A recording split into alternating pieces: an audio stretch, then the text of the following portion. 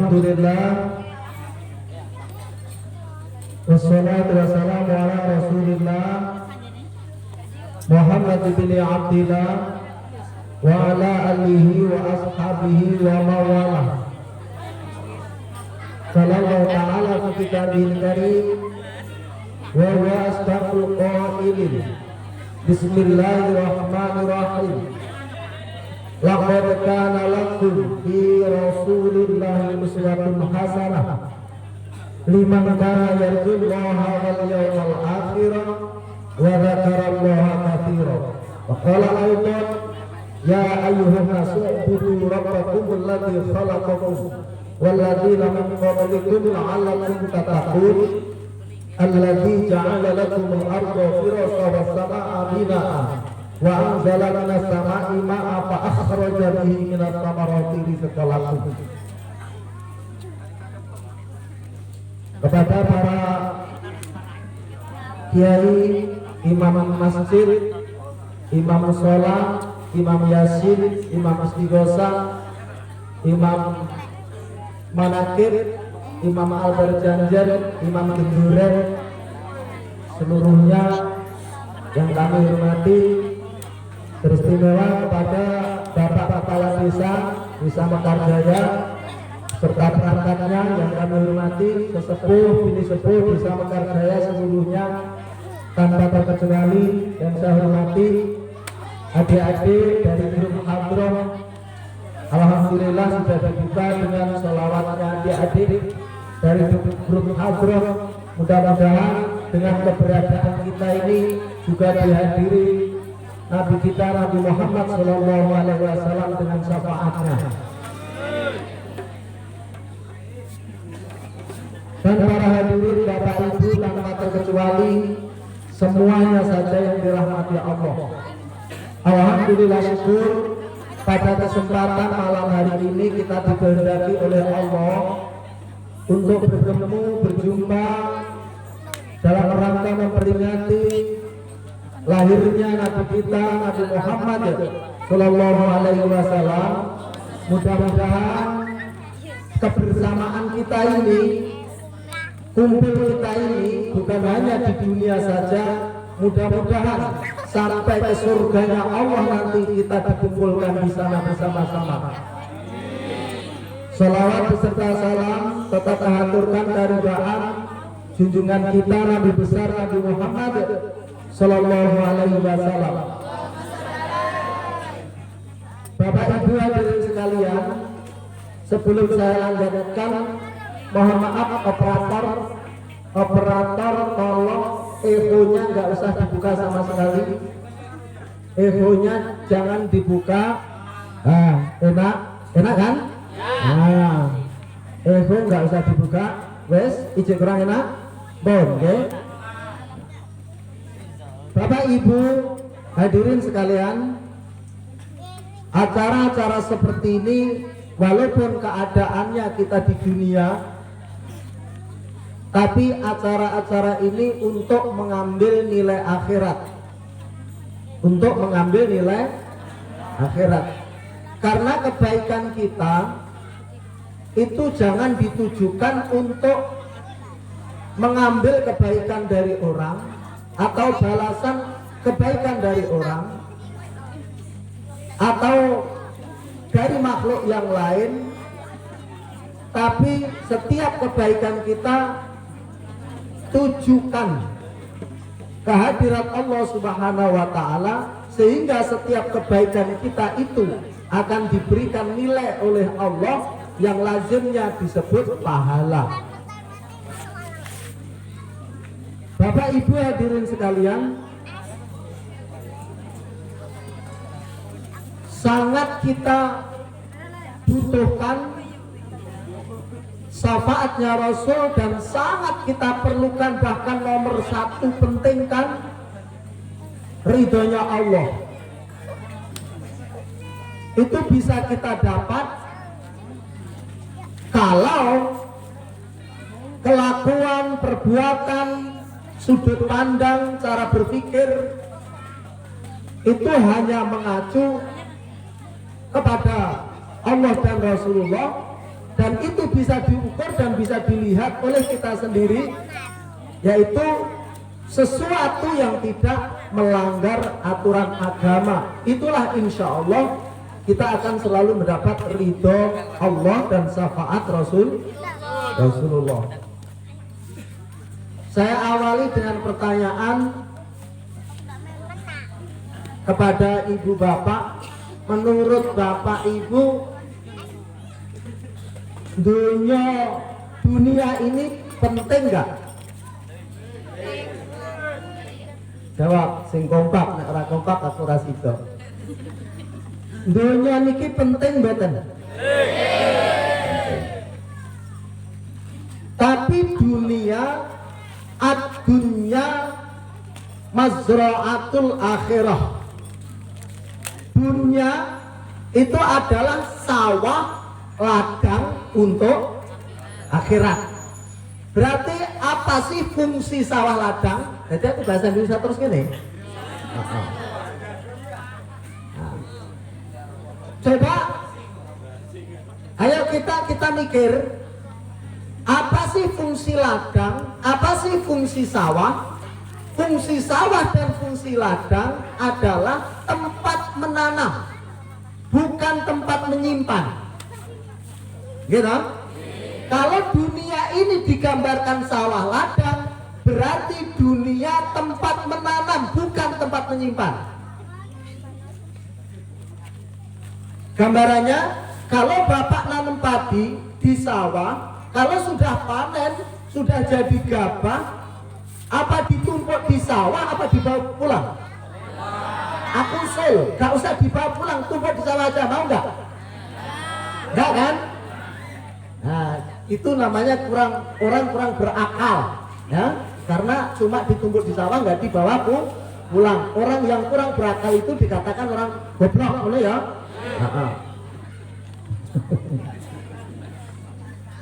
Kalau ibu bapak nanam jagung di ladang, nanti kalau sudah panen dibawa pulang.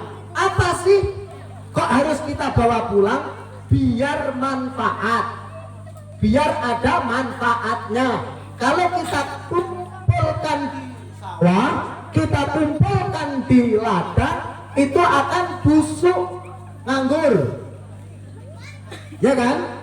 Nah, terus apa itu hasil sawah? Apa itu hasil ladang?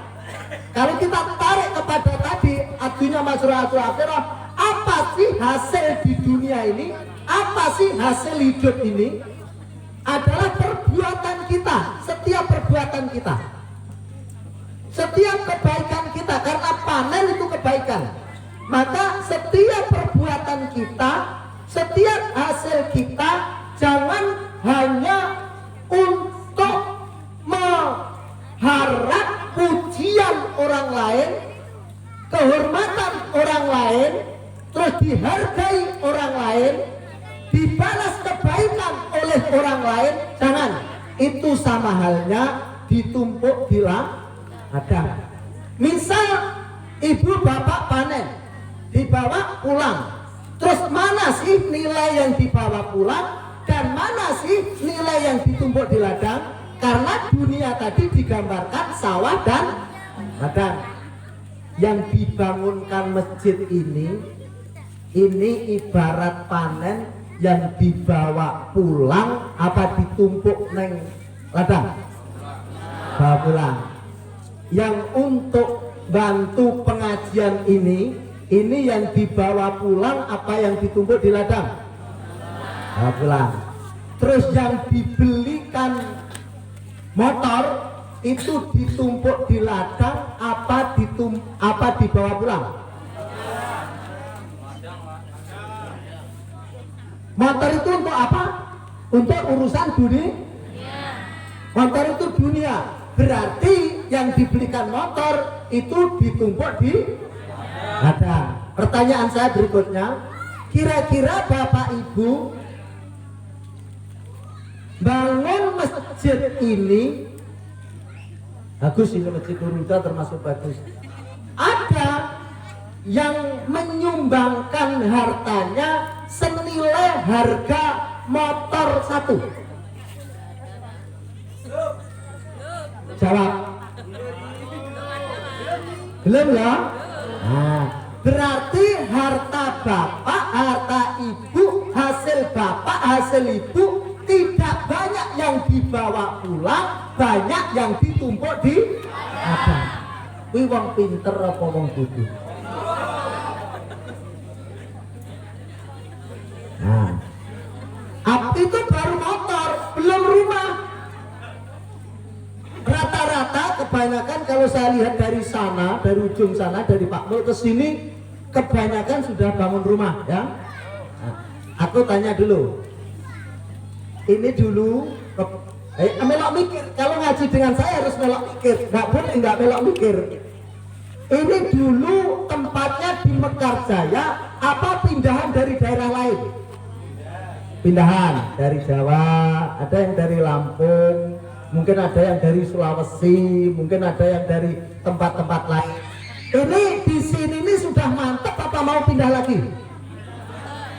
Halo, mantap apa pindah lagi? Nah begini, Mekarjaya rumah yang ditempati. Ayo melok mikir. Mekarjaya rumah yang ditempati. Terus Jawa, saya gambarkan yang paling Jawa dah. Jawa itu yang ditinggal. Berarti yang ditempati selamanya yaitu Mekar. Ayo mikir. Kalau yang ditempati Mekarjaya itu selamanya, terus yang Jawa itu ditinggal. Kalau bapak mendapatkan hasil di Mekarjaya ini, hasil panenannya melimpah, duitnya banyak. Kalau pengen bangun rumah, itu bangun rumah yang di Jawa, yang ditinggal, apa yang di Mekarjaya yang ditempati? Jawab, Pak. Sing dibangun sing neng Jawa apa Mekarjaya?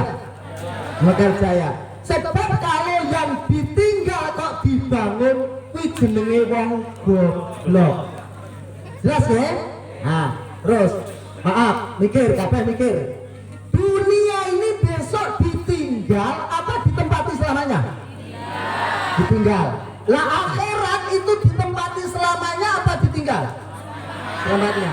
Terus duitmu, mikir. Ya. Sing habis ratusan juta, puluhan juta itu untuk bangun yang urusan akhirat apa untuk bangun yang rumah besok ditinggal? Mikir. Nah, jelas sudah ditinggal, sudah jelas mau ditinggal, kok dibangun? Ki wong pinter apa wong goblok?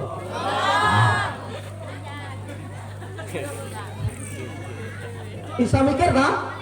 Nah, kembali kawal ya.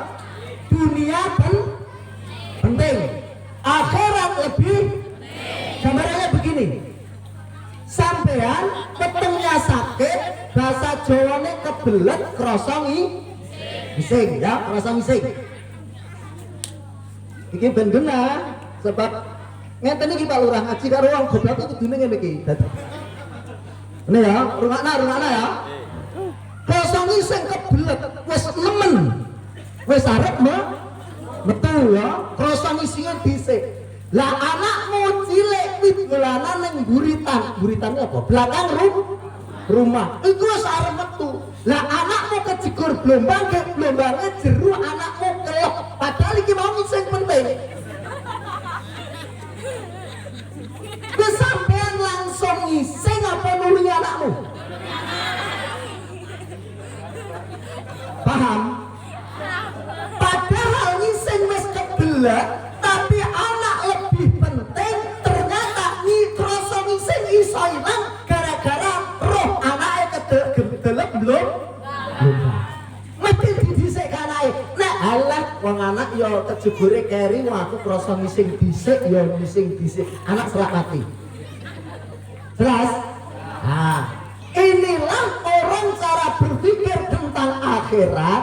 Walaupun dunia ini penting, tapi ada yang lebih penting, yaitu untuk akhirat. Kalau kita semua bisa berpikir seperti itu, insya Allah kalau urusan-urusan yang ada kaitannya dengan akhirat pasti kita prioritaskan, pasti kita nomor satukan. Jelas ya? Ini ajaran Rasulullah Muhammad Sallallahu Alaihi Wasallam. Maaf, berkorban di dunia tapi untuk akhirat. Begini. Iya gambarannya supaya mungkin ngerti. Oh gini, sampean punya anak 2 dan anak itu sudah misah semua, sudah punya anak, sudah punya rumah sendiri-sendiri, artinya sudah nikah semua. Terus begitu datang tempat bapak, datang tempat ibu, itu satu anak karena ibu dan bapaknya tadi panen jagung.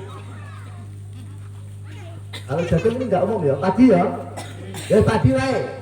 Bapaknya panen padi, gadu istilahnya, tapi anaknya nggak gadu. Apa gadu bahasa Indonesianya apa Pak? Gadu.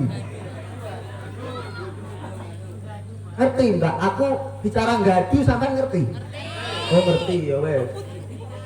Berarti ya pinter gak sido goblok. Ah, bapaknya gadu, anaknya yang kedua gak gadu. Lalu datang tempat bapaknya, tempat mamanya. Begitu pamit pulang, ya wes, le, gowo sak kandi tas sitok, bapak panen, mama panen. Gowo gabah sak kandi ini bahasa Indonesia apa? Sekarung. Bawalah sekarung, bawa pulang. Yang anak nomor yang pertama, alhamdulillah dapat gabah atau padi sekarung, sampai rumah langsung aku giling pas beras tuntek. Itu yang kakaknya. Yang adiknya lain pikirnya, enggak aku enggak tak giling, akan nantilah untuk bibit. Nah, dunia itu instan itu cepat sekarang, akhirat nanti. Paham? Dunia itu sekarang, akhirat nanti. Setelah anak yang kedua tadi pulang, yang punya kakaknya langsung digiling jadi beras, dimasak, sebab pengen cepat-cepat menikmati. Dunia pengen cepat-cepat kaya, pengen cepat-cepat menikmati. Ini ibarat gambarannya. Terus yang adanya enggak, prihatin aja. Nanti untuk bibit, sebab kalau satu karung ini misal saya tabur kok sampai cukup untuk bibit 1 hektar, itu nunggu 3 bulan atau 3 bulan setengah, aku akan panen 70 karung. Tapi nanti yang kakaknya nggak sabar, aku pilih yang sekarang. 1 karung digiling menjadi 40 kilo atau 50 kilo. Ini kalau bapak ibu nilai, itu pinter kakaknya apa pinter adiknya? Nah, gini ya pinter lah sampean dene.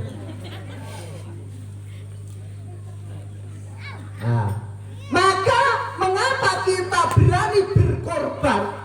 Nabur bibit, nabur padi di sawah itu kan korban loh. Seharusnya sudah bisa digiling, kok malah ditabur-taburkan, diorak-arik. Tapi omong orak-arik itu demi nanti hasil yang lebih banyak. Paham? Nek ngono, iki tak warai cara mikir agar kita tidak terjebak, kita tidak hanya muter urusan dunia saja. Sebab dunia ini cokro manggilingan. Oh nek wong anu enggak ngerti ya, cokro manggilingan apa ya? Begini loh, cokro manggilingan itu begini. Dulu kita enggak ada. Halo. Iki di rumah orang. Nah, dulu kita enggak ada. Sekarang ada. Besok tidak ada. Jadi sesuatu yang tidak ada lalu ada, akhirnya juga tidak akan ada. Kembali asal mula itu cokro manggilingan. Terus lagi, orang miskin pengen kaya, setelah kaya itu akan kembali ke miskin. Bisa mikir berapa? Apa Pak Ibu? Kalau ngomong itu nih soal gak tak terangkan, bisa mikir berapa? Gue bisa ya. Eten, dengarkan baik-baik. Orang miskin pengen kaya, setelah kaya akan kembali ke miskin. Contohnya mudah. Orang miskin itu paling makannya daun singkong, eseng kangkung, gitu. Terus bening bayem, kulit dom mingkir. Miskin kan? Karena mau beli ikan, mau beli daging tidak kuat. Karena apa? Miskin, makanannya cukup daunan. Terus yang kaya, dengarkan baik-baik, yang kaya makannya enak terus, daging, sate, tongseng, gulai, terus opor, geprek, apa mana? Terus pindang tulang, terus semur, macam-macam pengorderan. Setelah, karena orang kaya terus bisa beli, terus berlanjut, akhirnya setelah puncaknya enak, dia kolesterol tinggi. Kolesterol tinggi. Akhirnya di sini cengeng ini bosnya apa? Cengeng pokoknya ya. Neng cengeng ini loh Pak. Itu nih. Orang cengelku ora tekmu. Cengeng. Pura. Akhirnya kontrol ke dokter. Pak, kamu jangan makan daging. Supaya sehat, makanlah daun-daunan.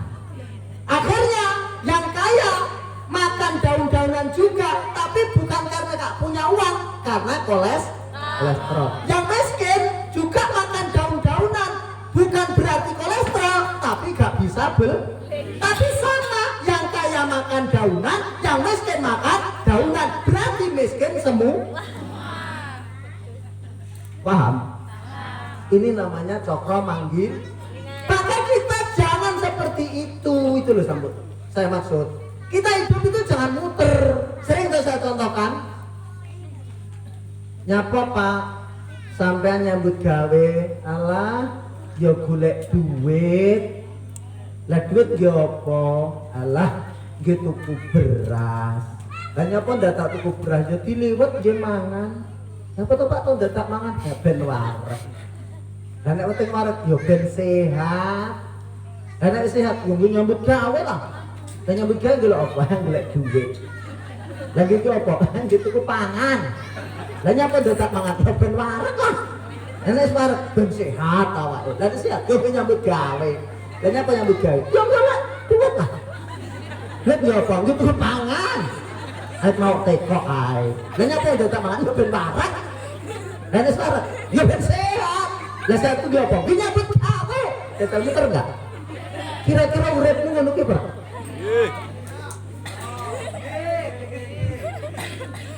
Muter tidak akan sampai. Maka diajari Nabi, halo? Diajari Nabi. Ayatnya, ayo dibaca bareng ben kabeh oleh ganjaran. Satu poin itu paham Bapak Ibu? Satu poin yang saya sampaikan itu paham gambaran-gambaran itu? Paham. Terus, yuk ayatnya dibaca. Bismillahirrahmanirrahim bareng. Bismillahirrahmanirrahim. Laqad kana lakum fi Rasulillah uswatun hasanah liman kana yarjullaha wal yawmal akhirah wa dzakarallaha katsira. Mengapa Bapak Ibu saya ajak baca, tidak saya sendiri yang baca? Karena itu Al-Quran. mulut-mulut yang mau mengucapkan Al-Quran, sebetulnya Al-Quran itu bukan pembicaraan kita, tapi Al-Quran itu kalamullah. Kalau dibahasakan terjemah sederhana, kalamullah itu juga sama, itu pembicaraan Allah. Artinya apa? Seharusnya yang mengucapkan Al-Quran itu hanya Allah, tapi kita dianjurkan untuk banyak baca Al-Quran. Bahwasanya setelah ibadah sholat itu terbaik amaliyah orang Islam adalah baca Al-Quran. Maka orang yang mau dan mampu membaca Al-Quran, berarti mulut orang yang membaca Quran itu menjadi mulut-mulut yang mulia. Maka walaupun satu ayat tadi kita baca bersama-sama, itu tanda bahwasanya Allah kasih sayang kepada kita agar kita tidak menjadi orang yang hina, orang yang asal. Maka salah satu cara Allah memuliakan manusia, dianjurkan untuk banyak-banyak membaca Al-Quran. Jelas ya? Laqad kana, sudah benar-benar ada. Aku jadi nggak pakai iso Pak Mulek maknanya nganggo bahasa Indonesia. Laqad kana, sudah benar-benar ada. Lakum, iya lakum untukmu sekalian, mana ya paling ya. Laqad kana lakum fi Rasulillah, di dalam diri Rasul itu apa yang ada? Uswah, contoh, suri tauladan, hasanah yang baik. Siapa yang mendapatkan suri tauladan baik ini? Liman kana, liman kadue wong atau orang kana yang sing enek sapa wong piye gitu. Liman kana yarju, yang mengharapkan, yarjullah yang mengharapkan Allah, wal yaumal akhir, dan hari akhir. Syaratnya wa dzakarallaha katsira, dan zikir yang banyak. Ini cara Rasul memberikan jalan, memberikan suri tauladan agar semua umatnya selamat dunia, selamat akhirat. Sebab begini Bapak Ibu, sebelum itu saya ceritakan, itu belum saya artikan, saya mau cerita dulu. Rasulullah itu pernah ditarik oleh Allah. Ditarik itu Pak Lurah? Enggak ditanya, ditarik itu. Oh ditawari, ditawari. Aku warahono. Terakhir bahasa Indonesia ini goblok terakhir. Tapi memang kalau kita hitung-hitung, bahasa Indonesia itu enggak komplit, enggak genep. Masih genep suku katanya, itu bahasa Jawa. Itu genep sekali suku katanya. Bukan berarti saya orang Jawa terus unggulkan orang Jawa, enggak. Tapi kalau dibandingkan, jangankan bahasa Indonesia dengan bahasa Inggris itu pun itu masih lengkap bahasa Jawa.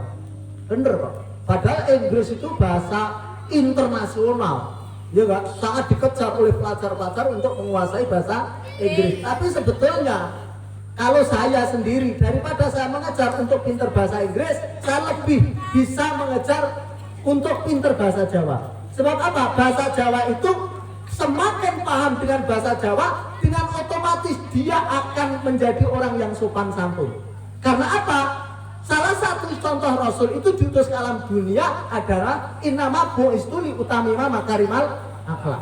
Mengapa sopan santun bahasa Jawa kok menjadikan sopan santun? Iya, kalau tidur aja, tidur bahasa Jawa, nek adik bubuk, ya kan? Nek aku turu, nek dhuwurnya dikit, kakak, mbak yu, tilem. Lebih menghormati, itu sudah melatih untuk sopan. Terus untuk bapak dan mama itu sare. Dan untuk para penggawa negara yang dihormati, orang sepuh itu nendro. Dari bahasa itu sudah urut-urut untuk menjadikan orang itu sopan. Aku madang, masku nebi, bapak mama iku dahar. Terus naik Pak Lurah, Pak Camat, terus Pak Bupati atau Pak Gubernur, Pak Presiden iku gembul bujono. Artinya lebih halus, lebih halus, lebih halus.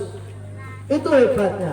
Jangankan itu, suku kata kalau dibandingkan bahasa Inggris, halo, itu di rumah Nara. Kalau dibandingkan bahasa Inggris, coba ini yang sekolah, yang cerdas, mohon maaf, bahasa Inggrisnya ini kata benda dulu. Kata benda bahasa Inggrisnya padi tuh. Pari. Apa? Rice kan? Rice. Padi yang masih di sawah, belum dikombek atau belum dierek, itu orang Inggris mengatakan apa? Rice. Wong Jawa ngarani pari. Gimana?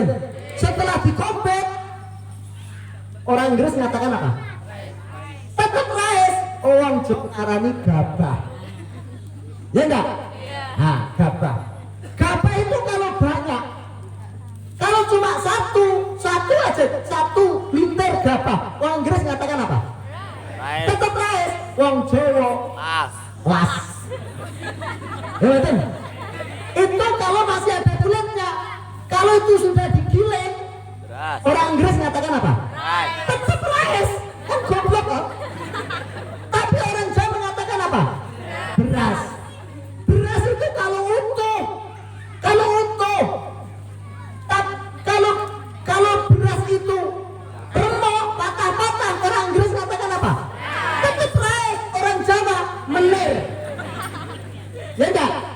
Menir. Terus kalau itu mentah, kalau sudah dimasak 1 kilo atau 2 canteng jadi sak ceteng, orang Jawa mengatakan apa? Sego. Ya enggak? Orang Inggris mengatakan tetap rice. Sego itu kalau banyak, kalau cuma 1, orang Inggris mengatakan apa? Rice. Orang Jawa mengatakan upah. Ya enggak? Itu kalau bentuknya utuh-utuh, kalau liwetnya itu lemas. Ya enggak? Lemas itu orang Inggris mengatakan apa? Rice. Wong Jawa bubur. Itu yang enak dipangan, sing kleteng priok. Orang Inggris tetap mengatakan rice. Wong Jawa ngarani intip. Ya enggak? Itu kalau masaknya di priok, di sablon atau tempat lain. Tapi kalau masaknya itu di buntel daun atau kok plastik, orang Inggris mengatakan apa? Rice. Wong Jawa ngarani lontong. Ya enggak? Suku kata itu berarti Indonesia ini kaya bahasa.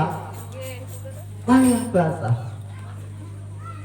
Itu belum kata kerja, masih banyak perbedaan kata kerja.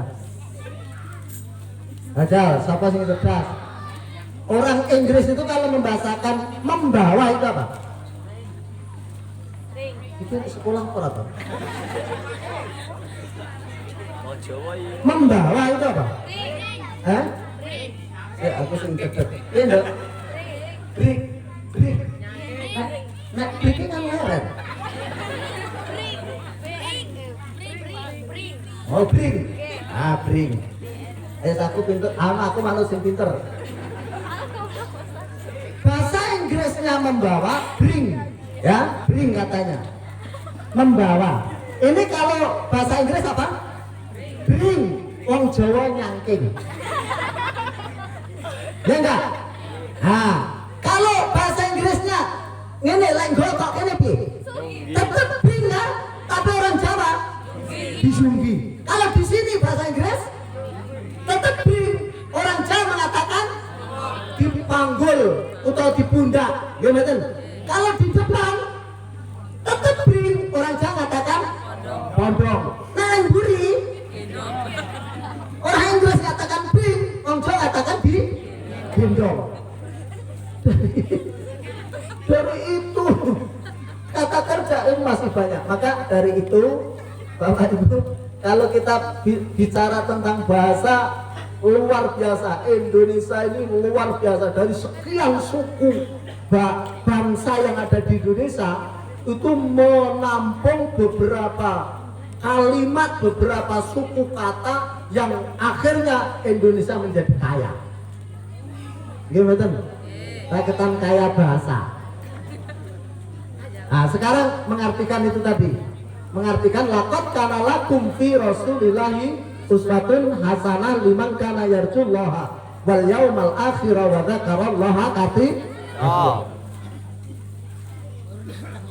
Ternyata segala sudut pandang atau cara berpikir, terus cara menentukan sikap,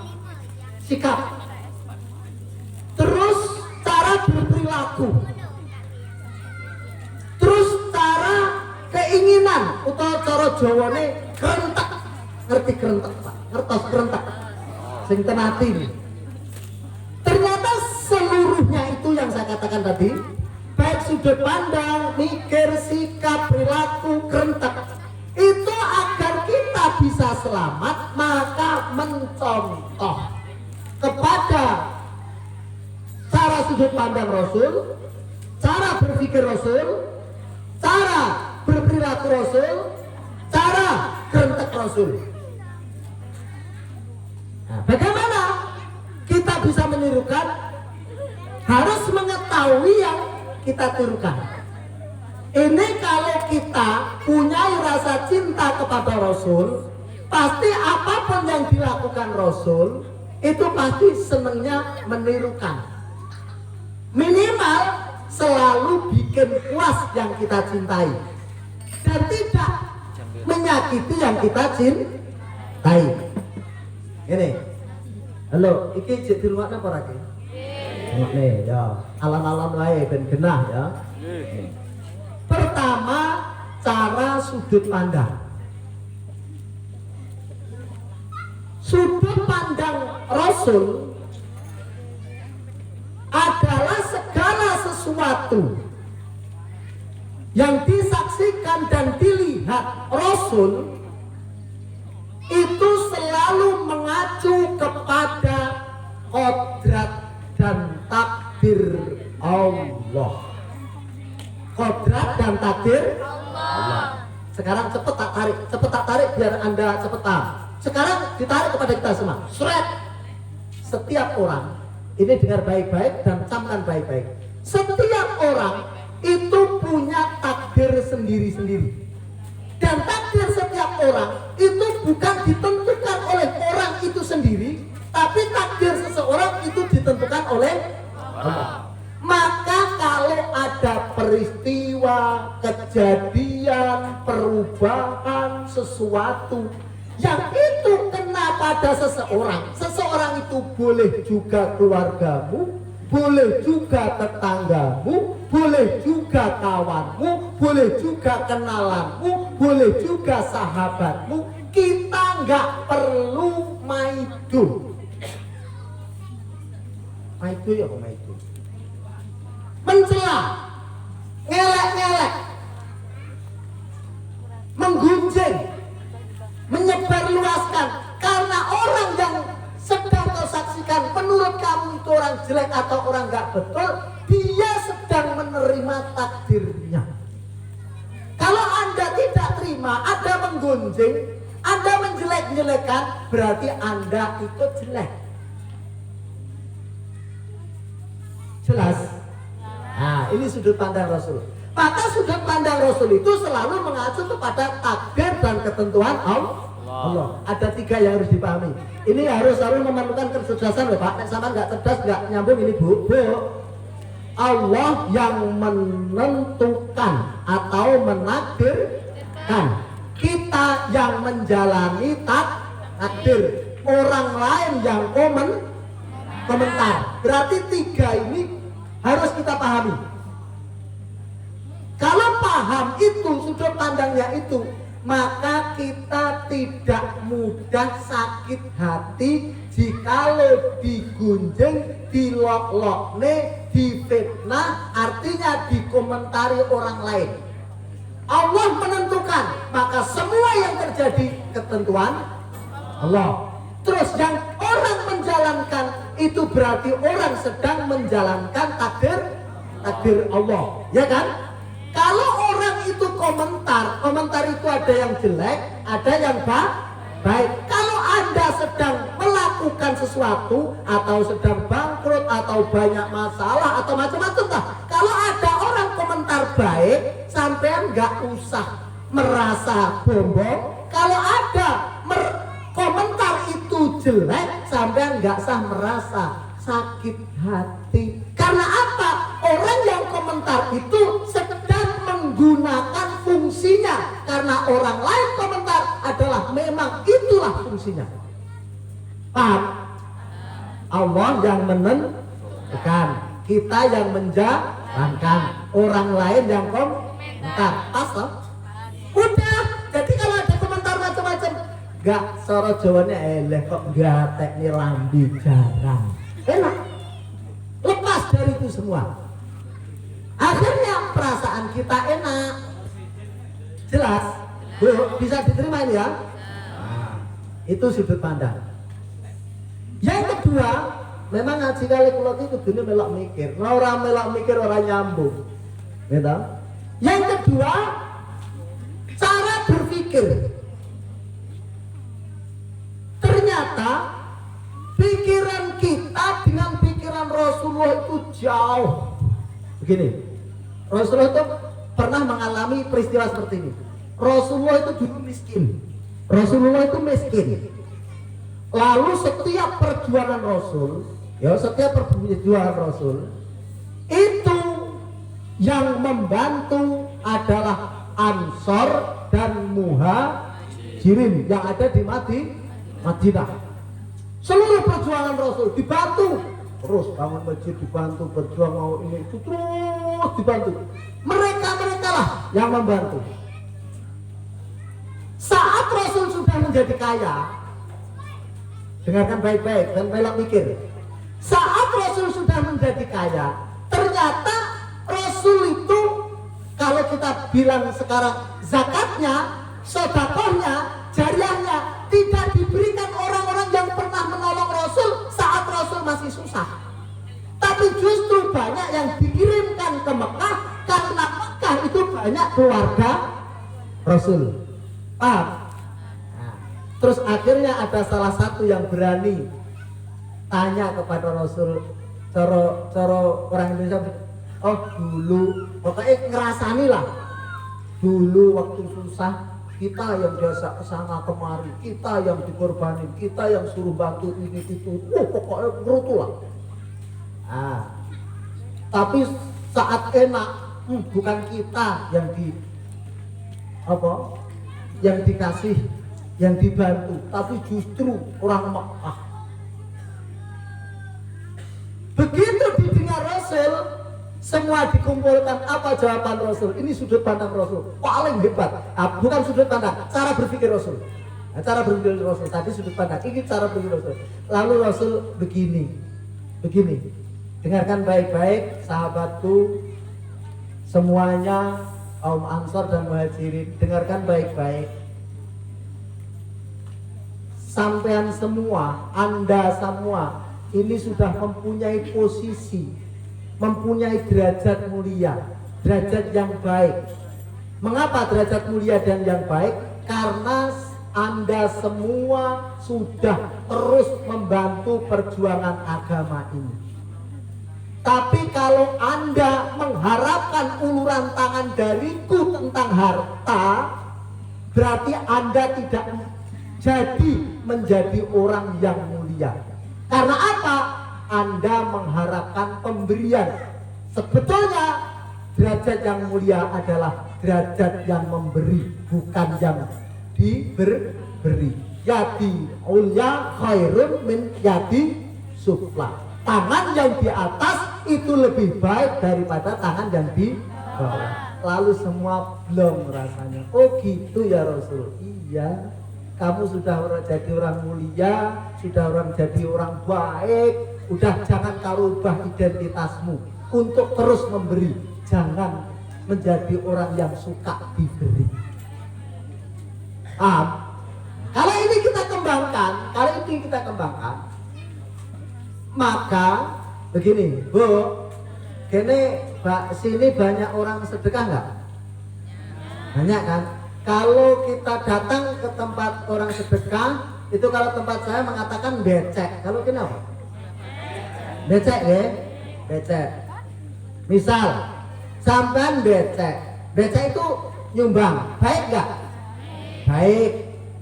Saat Anda sudah berbuat baik, itu kan sudah berbuat baik kan? Pikir. Lain tahun atau lain waktu, ganti Anda yang punya hajatan.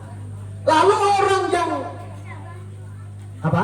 Orang yang pernah kau becei itu ya, itu bener. Orang yang kau becei itu kau undang, kau beri undangan, ternyata nggak datang. Entah itu namanya kerepotan orang, apa karena nggak punya sama sekali, atau sedang sakit, atau sedang pergi, atau bebarengan dengan tempat saudaranya yang ada di jauh sana, akhirnya nggak datang. Sampai ngerutu-ngerutu. Dulu itu sedekah, aku becek lu 1.000. Aku genten mantu anakku, tak undangi ya, aku tak tonjok barang. Gak tak amit. Kata dan halo, cara berpikir seperti itu berarti sudah menghapus identitas Anda yang Anda saat becek itu menjadi orang baik. Begitu Anda ngerutu, Anda sudah menghapus pahala itu sendiri, karena Anda sudah tidak terima sakit hati dengan orang yang tidak becek kepadamu. Kira-kira nang pikiranmu enek ora bu model ngono kuwi enek.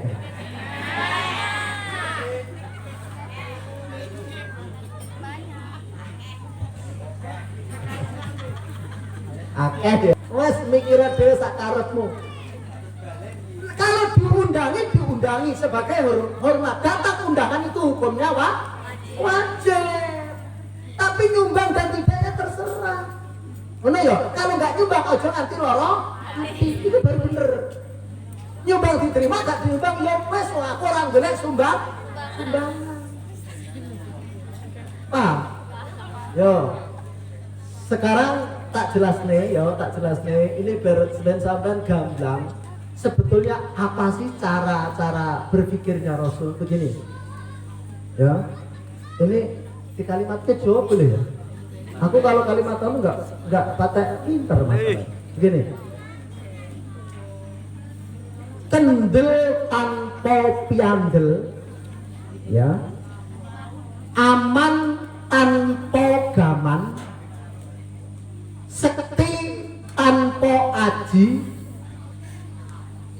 sugih tanpa bondo, seneng tanpa hiburan, menang tanpa ngasorake liyan. Apa? Ya, tambah lagi. Kendel tanpa piandel, sekti tanpa aji, aman tanpa gaman, sugih tanpa bondo, seneng tanpa hiburan, menang tanpa ngasorake liyan. Diartikan? Nah, begini tentang apa itu aman tanpa gaman. Kita merasa aman jangan karena bawa peso, bawa pedang, bawa gladi, bawa golok, bawa celurit, bawa pistol, bawa macam-macam. Kalau itu tidak membawa, tidak merasa tenang, berarti itu bukan ketenangan yang abadi. Ketenangan yang abadi ada 4 rumus. Halo, iki rumahnya para toh?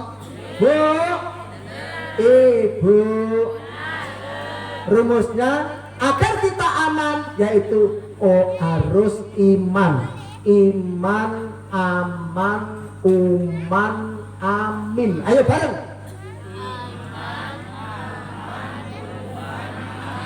Maka orang yang beriman pasti aman.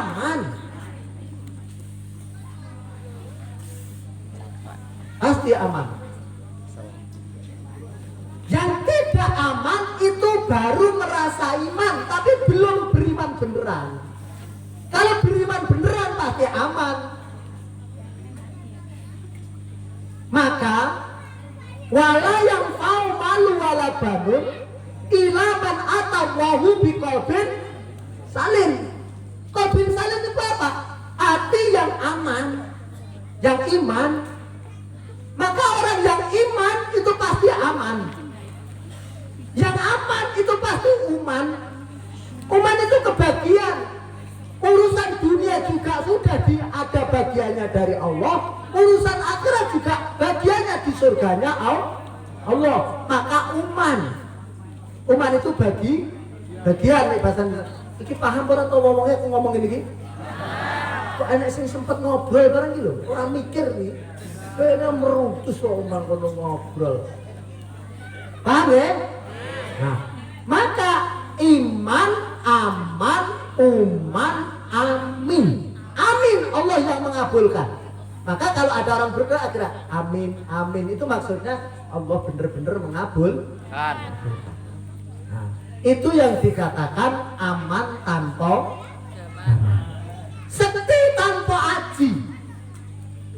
Orang sakti kalau gara-gara bawa kul buntut, besi aji, apa nih?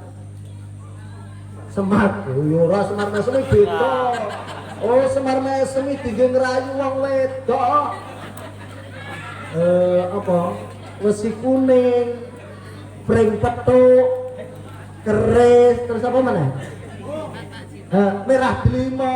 Aslinya merah delima itu dudu aji, itu merah delima cuma benda istimewa. Dicelupkan ke air seberapa banyak itu akan berubah menjadi merah delima itu. Kok kayaknya hijau delima ya? Jelas. Karena dia merasa sakti, karena pedenya membawa cekelan-cekelan lah ya. Itu bukan kesaktian yang sebenarnya. Tapi sakti tanpa aji, saktinya karena kandele lan ngandele karo Gusti ngandel pasti Allah menjagaku, pasti Allah melindungiku. Umpama terjadi sesuatu, misal umpama mudah-mudahan tidak terjadi. Umpama kok ada, misal ada orang dibunuh orang, berarti orang yang membunuh itu sudah siap surganya diberikan yang dibunuh. Begitu juga yang dibunuh itu berarti sudah kehilangan nerakanya karena diberikan yang membunuh. Paham ya? Nah, karena sakti tanpa haji. Terus apa? Mana? Kendel tanpa piandel. Kita kendel kemana-mana kendel, walaupun nggak ada yang didene, nggak ada yang di backing, nggak ada backingnya. Kadang-kadang orang nggak kendel, kendel aku wong dulurku polisi yo, dulurku bupati yo, ya betul. Enak enggak orang yang seperti itu? Oh, otot menteng kelek mergo di dulur bupati. Ya toh, menteng kelek mergo di dulur gubernur. Kuwi jenenge enek sing dindel-delne. Paham? Tapi enggak kendel kita itu karena benar-benar kita itu di mana saja, kapan saja, kalau kita itu berperilaku baik kepada siapapun selalu tidak menyakiti, kepada siapapun selalu membantu dan memberi, insya Allah kita akan jadi kendel. Karena orang-orang yang pernah kita perbuati baik, yang kita tolong, yang kita bantu, walaupun kita tidak mengharap, kalau kita sedang kerepotan pasti dia membantu. Paham ya? Kendel tanpa piandel. Terus apa pura bapak-bapak mau? Ya? Ya, terus sugih tanpa bondo. Sebetulnya kita sudah kaya, walaupun tidak disertai dengan kekayaan yang memadai menurut Anda. Tapi Bu, kalau kita pikir ya Bu, kalau mikir ya Bu, mencari kebahagiaan itu mudah orang kaya apa mudah orang miskin? Mencari ketenangan itu mudah orang miskin Bu. Kalau orang kaya itu supaya tidur tenang aja, itu rumahnya, depan rumah harus pasang waker tralis, pintunya harus kuat, kamar masih dikancing dari dalam. Itu saja. Kalau orang kaya masih menggaji security atau satpam, banyak ya ragatnya untuk tenang tidur aja. Tapi orang yang miskin nggak punya apa-apa, punyanya cuma becak satu, siang malam tidur di atas becak. Nggak takut kalau ditolong uang, nggak takut kalau ditodong uang, nggak takut. Sama sekali tenang, angker. Paling ada yang membangunin, paling jaluk diterni, antrinya malah nganter rezeki penumpang. Nah, itu yang dikatakan sugih tanpa. Tapi kalau kita terjemahkan pada diri yang ada kita, halo, bu, ibu, punya apa? Anggota badan cukup kan? Coba ibu satu, tolong ke depan satu kalau ada yang mau. Ya kalau ada yang mau, nanti mata ibu saya cuplik satu. Ya, entah terserah tanggunganmu karena anda mau. Setelah saya cuplik, mata saya bawa balik. Lalu ibu nanti saya minta nomor rekeningnya dari rumah, nanti tak transfer 10 juta. Siapa yang mau? Gak mau kan? Gak mau.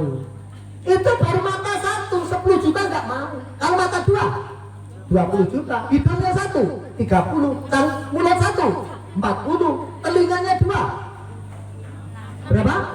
60. Berarti kalau kita jual eceran ini aja sudah 60 juta. Berarti kaya. Ya enggak? Artinya apa kaya itu? Kaya tanpa sugih, tanpa bodoh. Kita menyukuri pemberian Allah tanpa menuntut yang macam-macam. Yang ada dalam diri kita, pemberian Allah kita terima dengan ikhlas, itu jauh lebih menenangkan daripada kita mencari yang tidak ada dan kita tidak punya kemampuan itu. Paham? Ini tak gambar gimana? Wes capek tak kira itu. Sebetulnya Bapak Ibu, Allah itu memberikan rezeki, fasilitas kepada manusia karena huwallazi khalaqal lakum ma fil ardi jami'a. Apapun yang ada di muka bumi ini diperuntukkan untuk manusia. Tidak ada yang tidak untuk manusia. Coba ibu bilang satu benda atau satu makhluk yang tidak untuk manusia. Semua untuk manusia. Ular itu juga untuk manusia. Enggak, lah nyatanya nek ada tas itu dibikin dari kulit ular. Yang beli itu saya tahu sendiri karena disiarkan, dipamerkan. Itu Inul Daratista. Berapa dari kulit ular yang membuat orang Prancis? Inul belinya 100 juta hanya satu tas. Padahal tasnya 100 juta tapi isinya lemper. Karena cocok. Halo, Bu, berarti ular juga untuk manusia. Jangankan Inul Daratista, Pak D, bapakmu siapa? Anu, hah? Mbah Buyadi. Mbah Buyadi ndak esuk iki ceritane kula. Adi jane mbako ning gak kayu.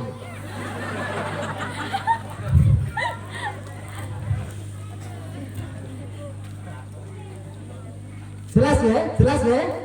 Apapun nyamuk untuk manusia. Untuk manusia, Bu. Jangan kau benci dengan nyamuk. Nyamuk itu untuk kita, untuk manusia. Kita kalau banyak nyamuk tidurnya pakai apa? Nyamuk. Pakai selambu. Yang jual selambu itu wedhus apa manusia? Manusia. Akhirnya pabrik selambu, karyawan yang bikin selambu, terus yang jual selambu, semuanya dapat rezeki gara-gara nyamuk. Kalau nggak ada nyamuk, nggak ada pabrik, nggak ada karyawan bikin jelas.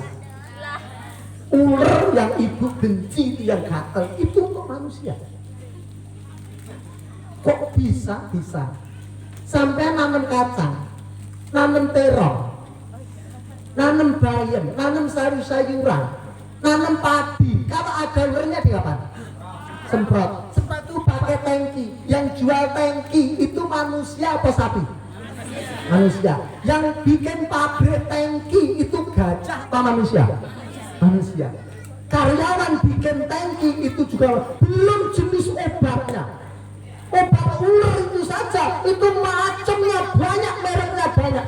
Satu merek itu pasti pabrik satu. Dari sekian merek yang ada itu minimal satu pabrik pembuat obat ular itu minimal karyawannya misal 100 aja dibikin kali sekian produk. Berarti untuk manusia. Maaf ya. Nah, jelas? Halo, Bu.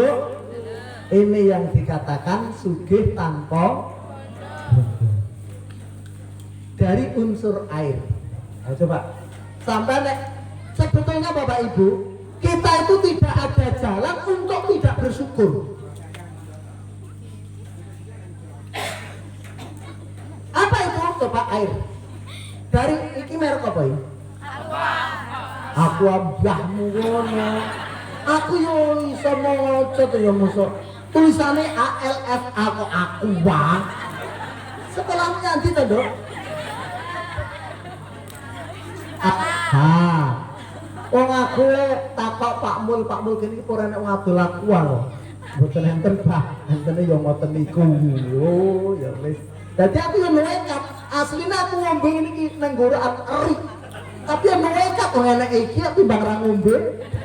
Ya tapi wis nekat. Aku bolak-balik teko aku nggawa aku omah wis entek Pak Mul.